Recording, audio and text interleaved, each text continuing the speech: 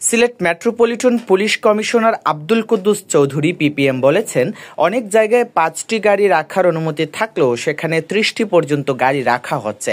এতে রাস্তা সংকীর্ণ হয়ে পড়ছে। সরকারি জায়গা অবৈধ দখলমুক্ত করে রাস্তা প্রশস্ত করা হবে। এ বিষয়ে সিটি কর্পোরেশন ও সংশ্লিষ্ট সংস্থা ব্যবস্থা নেবে। সিলেট মহানগর এলাকায় সুষ্ঠু ও নিরাপদ গণপরিবহন ব্যবস্থা গড়ে তুলতে মতবিনিময় সভা অনুষ্ঠিত হয়েছে।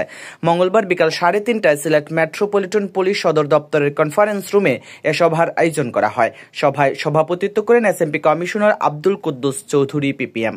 সভায় পুলিশ কমিশনার বলেন, সিলেট একটি পর্যটন নগরী। এখানে পর্যটন শিল্পের বিকাশে সুষ্ঠু ও কার্যকর গণপরিবহন ব্যবস্থা অত্যন্ত প্রয়োজনীয়। তিনি বলেন, বর্তমানে অনেক যানবাহন অতিরিক্ত ভাড়া নিচ্ছে, আবার মাঝপথে যাত্রীরা ছিনতাইয়ের শিকার হচ্ছেন। এই অবস্থায় পরিবর্তনে পরিবেশ বান্ধব, ভাড়া সাশ্রয়ী ও যাত্রী বান্ধব গণপরিবহন চালুর উদ্যোগ নেওয়া হয়েছে। তিনি জানান, গণপরিবহন চালুর নীতিমালা প্রণয়নের আগে সংশ্লিষ্ট সব পক্ষের মতামত নেওয়া হবে। জেলা প্রশাসন, সিটি কর্পোরেশন ও বিআরটিএ সহ সংশ্লিষ্ট সংস্থাগুলোর সঙ্গে আলোচনা করে তা বাস্তবায়ন করা হবে। তিনি আশা প্রকাশ করেন, গণপরিবহন ব্যবস্থা চালু হলে যাত্রীদের সময় ও ভাড়া সাশ্রয় হবে, ভ্রমণ হবে আরামদায়ক এবং নগরীর যান চলাচল হবে শৃঙ্খলিত। এতে সিলেট আধুনিক ও পরিকল্পিত নগরীতে পরিণত হবে।